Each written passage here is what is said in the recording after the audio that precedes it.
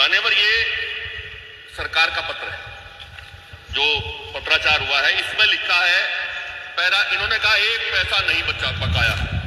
इन्होंने लिखा है अवशेष गणना मूल्य पैराई सत्र 2022-23 103.19 करोड़। ये झूठा है या मंत्री जी कुछ और कह रहे हैं?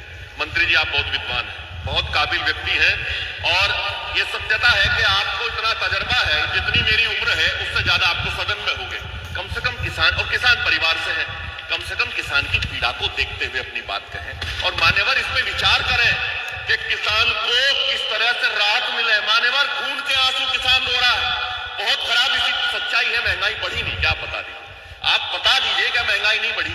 आप बताइए 20-22 हजार रुपए पूरे साल मेहनत करेगा, खून पसीना बहाने का काम करेगा, कुल 20-22 हजार रुपए।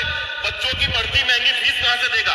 आप अनुदान दे दो बच्चों के लिए, कह दो हर जिसके 1 बीघा भी जमीन होगी आप आज आदेश करा दीजिएगा कि उसके बच्चों का की पूर्ण बीमारी का उपचार, उसके बच्चों की पढ़ाई फ्री करने पर सरकार विचार कर ले। मान्यवर, आप कहते कुछ है करते कुछ।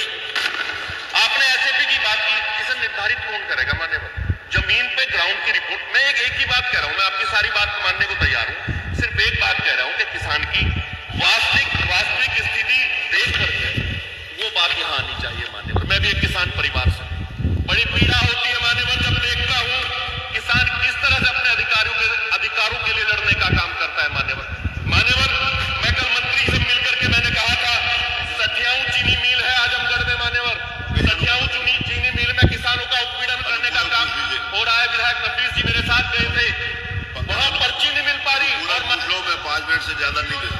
अधिकारी अम्बेडकर नगर बेच रहे हैं और मुरादाबाद का और दिखवा ले। मुरादाबाद में समरपाल जी बता दें करना। मान्यवर, जवाब तो आया नहीं, हम किसान की बात करने आते हैं। मान्यवर, मैंने